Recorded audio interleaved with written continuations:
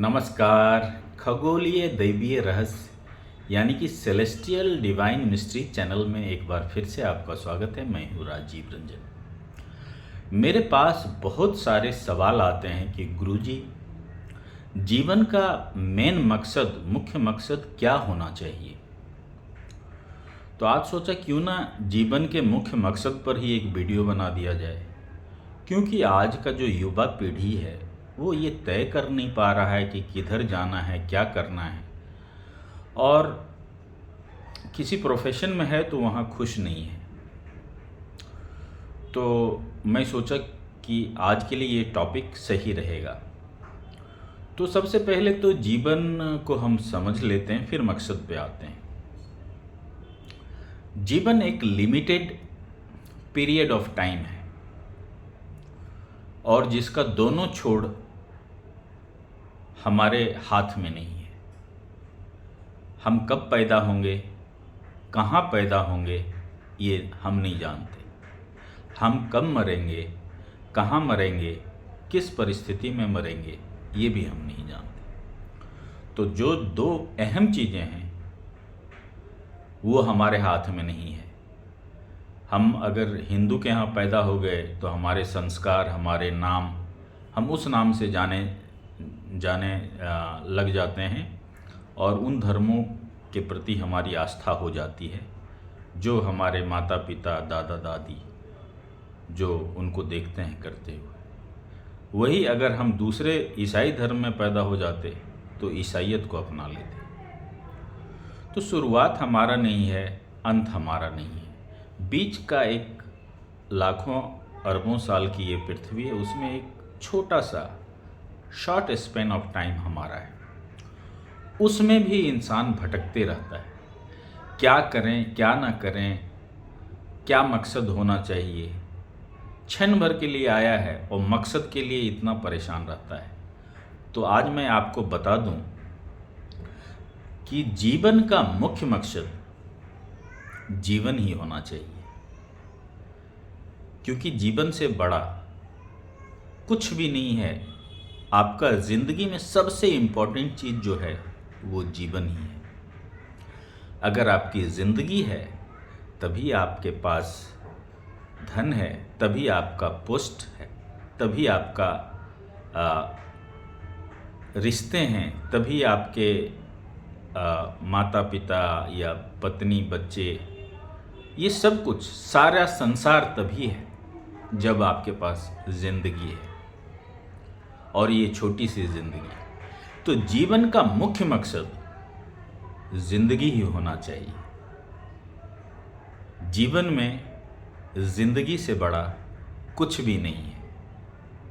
ये हमेशा याद रखिए। आप कहाँ भाग रहे हैं, किस चीज़ के पीछे पड़े हुए हैं, और जीवन का मकसद से उसको कंपेयर कीजिए। तो आपको लगेगा हो सकता है हम गलत ट्रैक पे हैं, गलत रास्ते में हैं।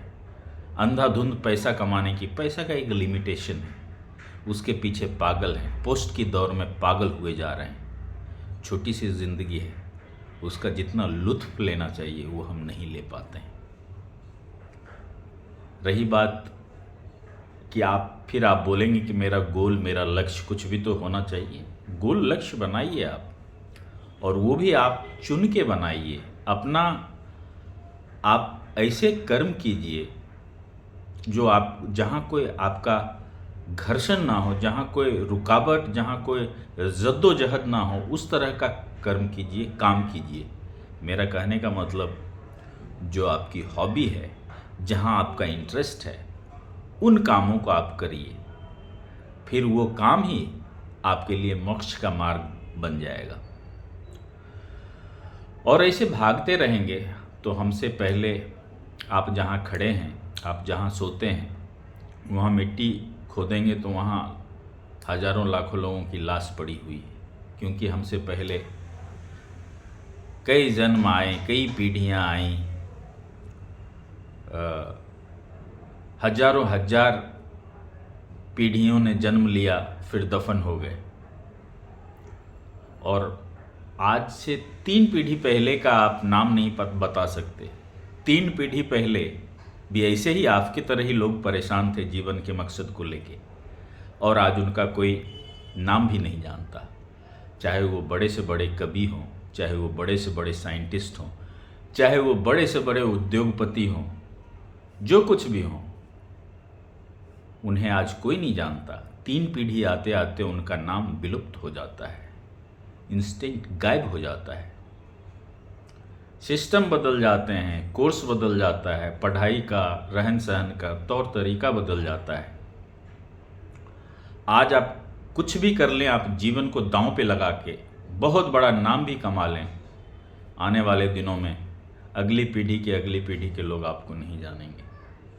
आप बहुत बड़े अभिनेता बन जाएं, बहुत बड़े सिंगर बन जाएं, 2 पीढ़ी के बाद आपका नाम कोई नहीं जानेगा। संगीत को तो छोड़ ही दीजिए।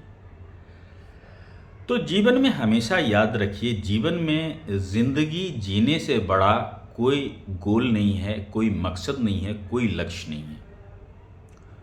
2003 में एक कंपनी बनती है टेस्ला, 20 साल में सारे कंपनियों के ऊपर निकल जाती है। कहाँ गए बाकी सारे कंपनी? तो इसी तरह कुछ जीवन में भी होता है, बदलाव होता है। आज से कुछ समय पहले बैलगाड़ी थी, बग्गी चला करते थे, कहाँ चले गए सब? एक दूसरे को पत्र लिखा करते थे, अब मोबाइल आ गया।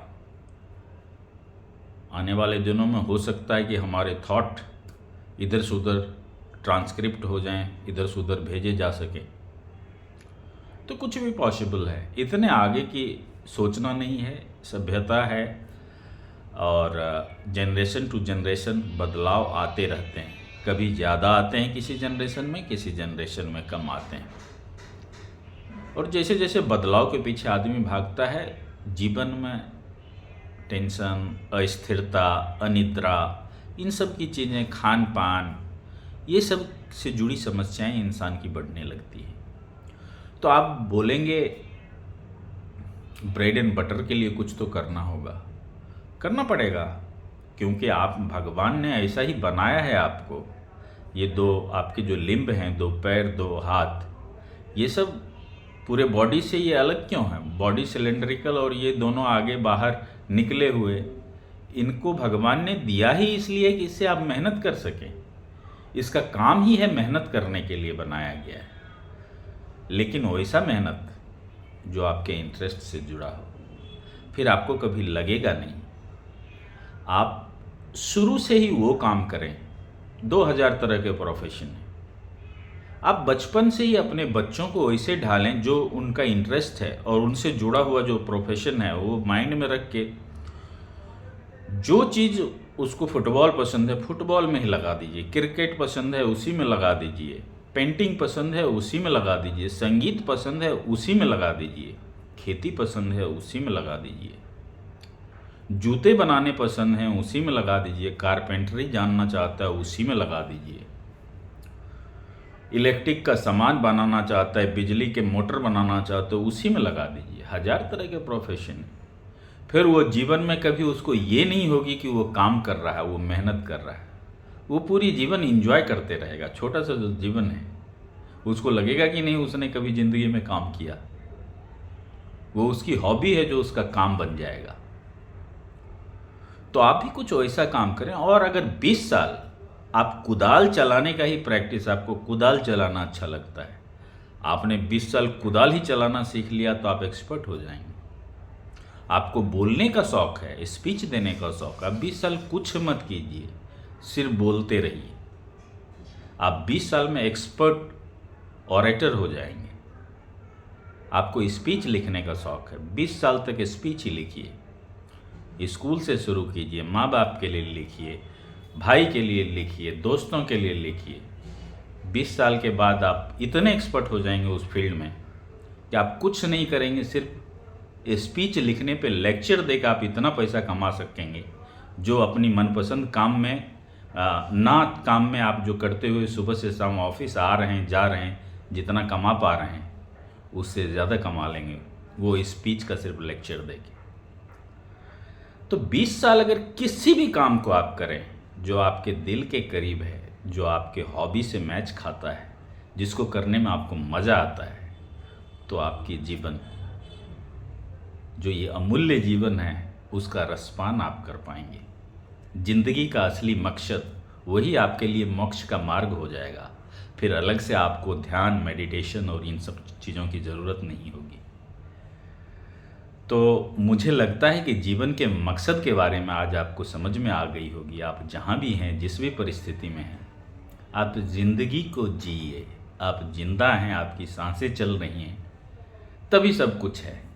जीवन का मकसद ज़िंदगी को बनाइए, जीने को बनाइए।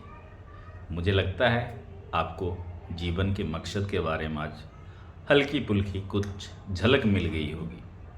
अगर ये वीडियो अच्छा लगे और अगर आप चाहते हैं कि इसका दूसरे लोगों को भी फ़ायदा हो, आपके परिवार वालों को, दोस्तों को, जो भटके हुए हैं, जिन्हें पता नहीं है ज़िंदगी में क्या करना है, अपना मार्ग नहीं खोज पा रहे हैं, वैसे स्टूडेंट, तो प्लीज़ इसे शेयर कीजिए, लाइक कीजिए परिवार वालों के साथ, दोस्तों के साथ और नीडी पीपल के साथ। आज के लिए फ़िलहाल इतना ही।